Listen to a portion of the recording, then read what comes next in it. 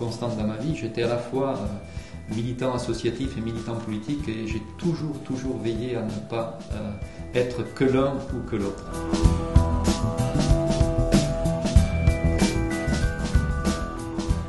À l'école normale, ça a été une première prise de conscience importante. Je suis rentré en 58. À cette époque-là, il y avait la bagarre contre le financement de l'école privée. Or, j'étais moi d'une famille catholique. J'étais moi-même, j'étais catholique, mais en même temps, j'ai rencontré un curé en particulier qui lui m'a dit quand tu rentres à l'école normale, tu défends l'école laïque. Et donc effectivement, mon curé m'avait dit quand je suis rentré à l'école normale, tu vas à l'école du diable.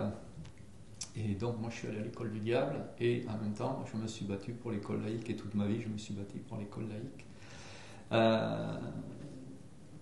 Ces 3 années d'école normale ont été extrêmement intenses pour moi parce que on était dans des petites promos où on discutait beaucoup, j'ai fait des colos de vacances et je bossais sérieusement. Et à partir de l'école normale, j'ai commencé à me poser des questions. Il y avait un curé qui nous remuait un petit peu, il nous obligeait à nous poser des questions, à dire vous êtes là, à se poser des questions sur ce qu'on allait faire. Et à cette époque-là, j'avais qu'une ambition, c'était d'être instituteur. Et l'ambition suprême, c'était d'être secrétaire de mairie, parce que c'était un peu le modèle républicain dans un village. Quand on était instituteur, on était aussi secrétaire de mairie, donc voilà. Et puis il se trouve que comme j'ai bien réussi, à l'époque, c'était le modèle républicain, on m'a proposé d'aller à la fac pour être prof. J'avais pas trop envie d'être prof parce que pour moi, j'avais fait une année de lycée. Le lycée, pour moi, c'était les bourgeois. Et vraiment, voilà. Mais je me suis laissé faire et je suis allé à Bordeaux, donc où j'ai fait 2 années d'études et j'ai passé un concours qui s'appelait à l'époque les IPES. Je signale au passage qu'aussi bien à l'école normale qu'aux IPES, j'avais une solde. Donc depuis l'âge de 17 ans, j'ai gagné ma vie. Sinon, je n'aurais jamais fait d'études parce que mes parents n'avaient aucune possibilité de me les payer. Voilà. Et je dois dire que peut-être le démarrage de ma vie militante, ça a été en mes années d'étudiant. J'étais à la fois à la jeunesse étudiante chrétienne, on réfléchissait beaucoup, et c'était l'époque de la guerre d'Algérie. Et donc, j'ai découvert ce qu'était la guerre, j'ai participé à des comités antifascistes, on allait garder les profs de fac chez eux la nuit parce qu'il y avait des risques d'attentats de l'OAS. Et premier événement important pour moi, c'était en 1962, juste après la guerre d'Algérie. Je suis allé faire une colonie de vacances en Algérie pour des petits Algériens. Et c'est la première fois que je sortais de mon pays. Et pour moi, ça a été un choc qui m'a marqué toute la vie. Donc, j'ai débarqué en Algérie, j'y suis resté un mois. Bon, on était jeunes, j'ai rien trouvé de mieux un jour de repos que de partir en camion à Sime Saoud, faire 2000 km dans le désert. Et quand je suis revenu, j'ai attrapé un rhumatisme articulaire, j'ai été obligé d'être rapatrié sur Bordeaux. Et donc j'ai passé 1 an en hôpital parce que le rhumatisme articulaire était une maladie relativement qui se guérissait mais qui était quand même relativement importante. Et donc cette année-là, j'ai beaucoup lu, je me suis beaucoup informé. Et voilà, je peux dire que cette époque a marqué pour moi une prise de conscience politique. J'ai découvert quels étaient les ressorts de la guerre, j'ai participé à des manifestations, j'ai pris mon premier coup de matraque, c'est quelque chose qui reste parce que c'était vraiment des réalités que j'ignorais complètement. À mon retour d'Algérie, après cette année de repos forcé, c'est une année où j'ai aussi, comme j'avais eu de bons résultats, on m'a accordé une année pour préparer l'agrégation de physique. Et donc c'était l'année 63. Et cette année-là, j'ai fait beaucoup de choses. J'ai préparé mon agrégation,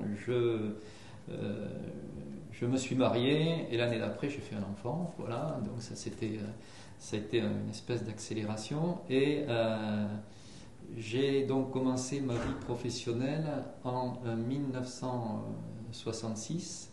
J'ai été nommé prof à Blois, dans une région que je ne connaissais pas, qui était une région hyper tranquille, dans laquelle je ne me sentais pas très bien au départ, parce que je ne connaissais pas. Et en même temps, ça a été, comment dire, ma première année d'enseignement a été quelque chose d'extrêmement important, parce que j'ai hésité entre faire de la recherche et enseigner, et j'avais l'intuition que j'étais fait pour enseigner et pas pour faire de la recherche, et effectivement ça s'est vérifié pour moi. Je peux dire que j'ai vécu toutes mes années de prof de façon très intense, et j'ai eu, souvent je dis, j'ai eu une carrière de miel, parce que j'adorais mon travail, et j'ai toujours mené de front mon travail professionnel, et également des engagements militants. Donc au début à Blois, il se trouve que j'ai vécu dans une cité HLM qui venait juste de sortir de terre, et ça a été moi qui venais de la campagne. Et paradoxalement, j'ai vécu de façon très intense et très positive cette vie dans une cité, qui est mon premier engagement a été de m'impliquer dans une union de quartier, et on avait mené un certain nombre de luttes contre des augmentations d'impôts, pour contre un urbanisme délirant. On avait simulé, on avait fabriqué un bac à sable parce qu'il n'y avait rien pour les enfants, etc. Et donc ça a été donc les luttes urbaines ont été ma première prise de conscience, et surtout il y a eu mai 68. Mai 68, ça faisait 2 ans que j'enseignais. J'étais donc jeune prof, comme tous les lycées en France, on était en grève, et contrairement à ce qu'on peut penser, moi, 68, je ne l'ai pas vécu comme quelque chose d'hyper politique, mais au contraire comme une envie de bousculer la façon traditionnelle d'enseigner. Donc pendant des jours et des jours, on a refait nos programmes, on a repensé la façon dont on pourrait enseigner, on a refait les carnets de notes, on a refait et en même temps, je voyais des militants politiques autour de moi qui s'agitaient. Et donc, c'est à ce moment-là que j'ai été sensible à ce qui était véhiculé par le PSU, qui était le Parti Socialiste Unifié. Il se trouve que la guerre d'Algérie avait été déclenchée à cause du Parti Socialiste, qui finalement était un parti colonialiste. Et moi, après mon séjour en Algérie, j'étais profondément anticolonialiste, comme beaucoup de gens, et le PSU était le seul parti à cette époque-là qui s'est battu contre la guerre d'Algérie. Et donc, peu à peu, je me suis renseigné, j'ai sensibilisé, et finalement, j'ai adhéré au PSU en 1970. Et là, ça a été donc une autre forme d'engagement, mais qui n'a pas du tout effacé, au contraire, mon engagement dans mon quartier. On a à ce moment-là fait une feuille de chou politique, mais qui était toujours sur les problématiques de quartier. Et c'est cette époque-là, en France, dans les années 70, où on a vécu des luttes importantes comme celle de l'Ypres, des ouvriers de l'Ypres qui avaient arrêté leur entreprise et qui fabriquaient eux-mêmes leurs montres. Et donc c'était toute une époque où on carburait un petit peu à l'utopie de l'autogestion. Et donc je retrouvais ça aussi dans mon boulot. On avait vraiment envie comment dire, de prendre le pouvoir.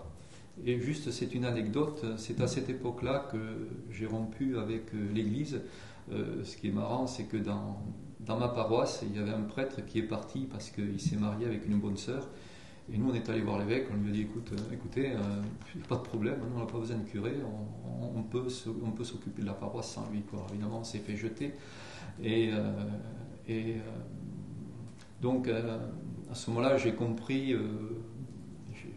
des choses, mes yeux se sont ouverts sur un certain nombre de choses, et même si, comment dire, ma foi, l'Église a eu quelque chose, une influence très importante, parce que je crois qu'elle m'a ouvert à ce qui était collectif, elle m'a permis de me poser beaucoup de questions, et en même temps, j'ai compris que l'Église n'était pas du côté des pauvres, mais était toujours du côté de l'autre côté. Et donc, c'est sans regret que j'ai rompu, sans haine, sans regret. J'ai gardé beaucoup d'amis chrétiens, mais moi-même, à ce moment-là, comment dire, je me suis formulé la chose, comment j'ai dépassé ça. Je me suis dit que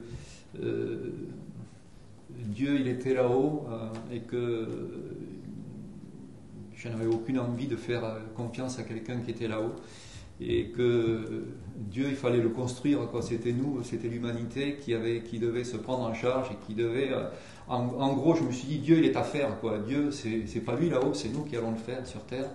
Et donc c'est quelque chose qui a toujours été, c'est comme ça que j'ai basculé vers un engagement qui fait que je pense qu'on ne peut pas vivre sans être un citoyen actif, ce qui ne veut pas dire que notre prétention à changer le monde soit réaliste, mais dès cet instant, j'ai toujours pratiqué ce que j'appelle l'optimisme stratégique, c'est-à-dire que quand on a le choix entre être optimiste et pessimiste, eh bien, il vaut mieux être optimiste, parce qu'au moins quand on est optimiste, ça donne de l'énergie de vivre, ça donne l'énergie de se battre, et même si on n'obtient pas toujours de résultats.